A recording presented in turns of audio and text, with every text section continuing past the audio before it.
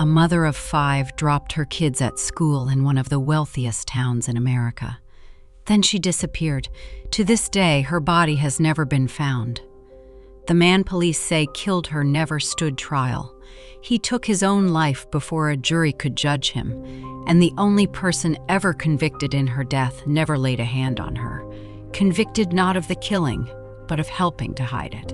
This is the case of Jennifer Dulos, a divorce that turned into a disappearance, a crime the state says it solved, with no body, no weapon, and no one behind bars for the murder itself.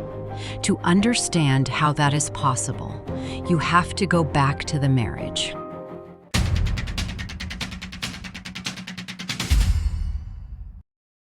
Jennifer Farber Dulos was 50 years old, a mother of 5, and by every account the steady center of her family.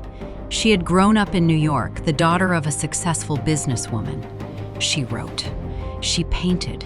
Friends described her as warm, funny, and fiercely devoted to her children. In 2004, she married Fotis Dulos, a Greek-born luxury homebuilder with big ambitions and a bigger appetite for risk. For a while, it looked like the life everyone wanted. 5 children in 8 years. A sprawling house.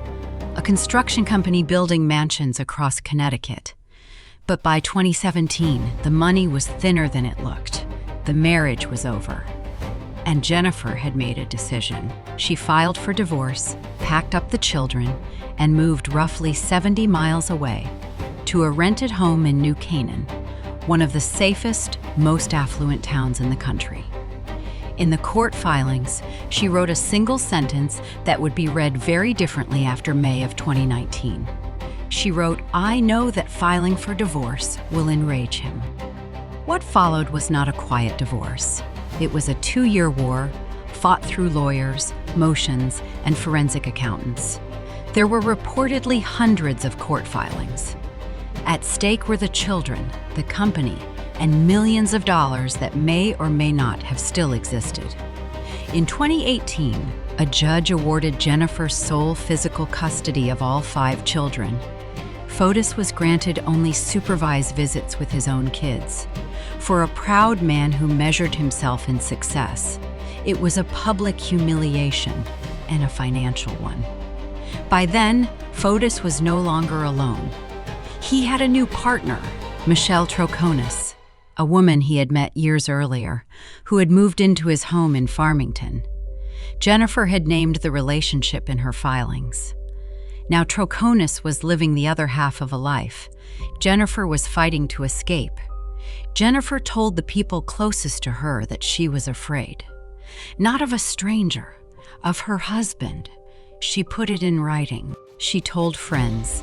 And then, on an ordinary Friday morning in May, the fear and the case collided. May 24th, 2019, Jennifer wakes early, the way mothers of 5 do. A little after 8, she drives her kids to the New Canaan Country School and drops them off. People see her. She is calm, ordinary.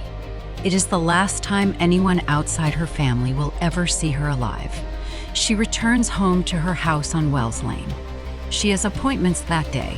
2 doctor's visits scheduled in New York City, one at 11, one at 1. She never makes either. She never calls to cancel. By that afternoon, the silence is loud enough that people start to worry. That evening, she is reported missing. A silver alert goes out. Police begin searching, and it does not take long to find her car. A Chevrolet Suburban, parked near Waveney Park about 3 miles from her home. The keys are gone. Jennifer is not in it. There is no note. No withdrawal from her accounts.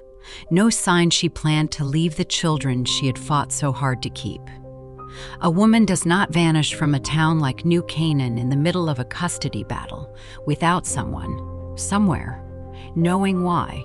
So investigators went to the one place she was last known to be, her house. And inside, behind a door that looked perfectly normal, they found the first thing that did not fit. From the street, the house on Wells Lane looked untouched. Inside, it was clean, unusually clean for a home with 5 children. But forensics do not care how a room looks. They care what it holds. In the garage, investigators found blood. Spatter on the floor, on the door. On the wall, someone had tried to clean it. But blood is stubborn. Testing would later show most of it was Jennifer's. In the kitchen, the faucet held a mix: Jennifer's blood and the blood of her estranged husband.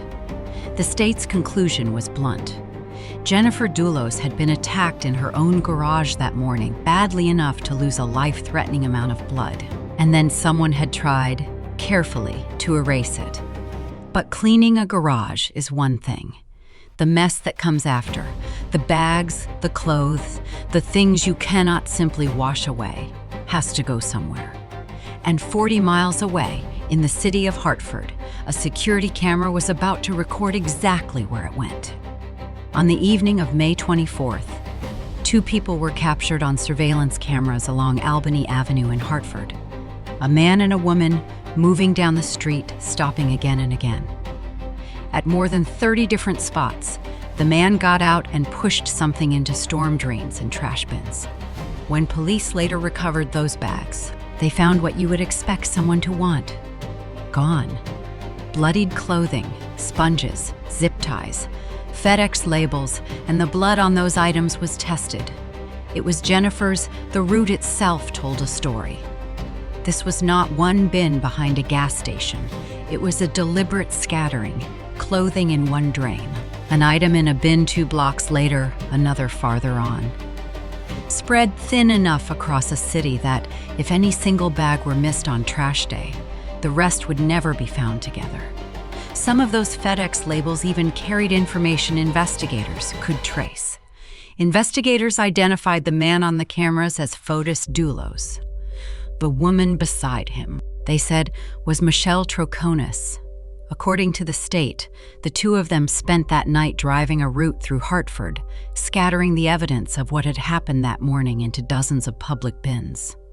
It looked, on its face, like panic, a frantic cleanup after something went wrong. But when investigators rebuilt the morning hour by hour, they did not see panic at all. They saw something that had been planned long before Jennifer ever dropped her children at school. This is the part of the case the state called premeditation. According to the arrest warrant affidavit, early that morning, before Jennifer ever left for the school run, a red Toyota Tacoma, a truck belonging to one of Fotis's employees, was already on the road heading toward New Canaan. Police say that truck parked on a quiet dirt turnout on Lapham Road and waited. They called it lying in wait. The theory was that someone was at the house when Jennifer came home and that her own car was later driven away.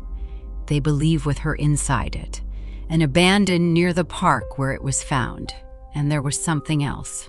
Investigators alleged that in the days afterward, the couple worked through what they described as alibi scripts, rehearsed accounts of where each of them had supposedly been that morning, designed to be repeated to police. Not a story made up in the heat of a bad moment.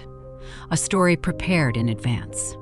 On the 1st of June, 2019, just over a week after Jennifer vanished, police arrested Fotis Dulos and Michelle Troconis at a hotel in Avon.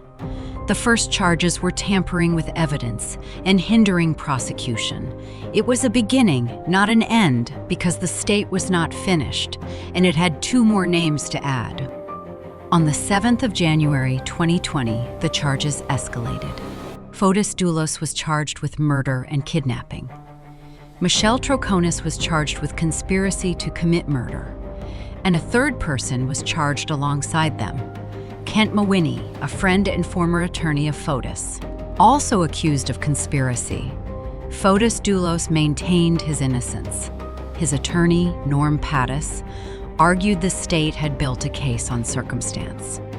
A case with no body, no confession, and no eyewitness to a killing. Fotis was released on a $2.5 million bond and placed on house arrest, fitted with a monitor, ordered to stay put while the case moved toward trial. And outside the courtroom, the world he had built was coming apart. The Four Group, the construction company that had been his identity, was buried in debt and lawsuits. the mansions, the lifestyle, the image of the successful builder. All of it was collapsing at the same moment. The criminal case bore down on him. But the walls were closing in. Prosecutors were moving to raise his bond, which could have sent him back behind bars before trial. A hearing was set for the 28th of January. And on that day, Fotis Dulos failed to appear in court. 2 days later, the man at the center of the entire case made a decision that would put the truth of what happened permanently out of reach.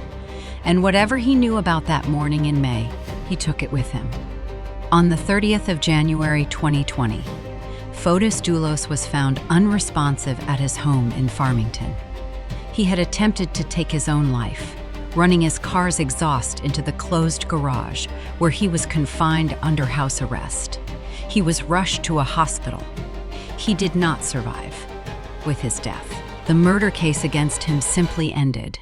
There would be no trial for Fotis Dulos, no verdict, no moment where a jury looked at the evidence and said, guilty or not guilty. His attorney objected to the case being dropped. He wanted the chance to clear his client's name. That chance was gone too. And this is the hard truth at the heart of this case. The man prosecutors were most certain had killed Jennifer was never convicted of anything. He was accused, he was charged, but he was never judged. In the eyes of the law, that question about Fotis Dulos remains, to this day, formally unanswered, which left the state with a murder it believed it had solved, a victim it could not find, and a courtroom that would now turn its full attention to the two people still alive to face it. It took years.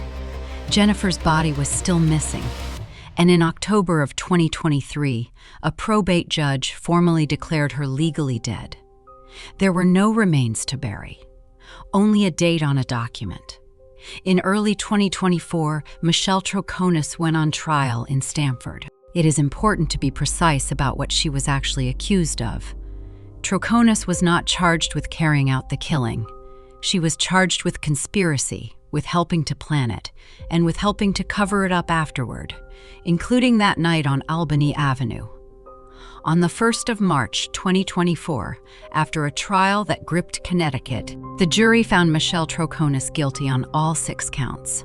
Conspiracy to commit murder, conspiracy to tamper with evidence, hindering prosecution. In May, she was sentenced to 20 years, suspended after 14.5 years behind bars. At the sentencing, the people who loved Jennifer finally got to speak.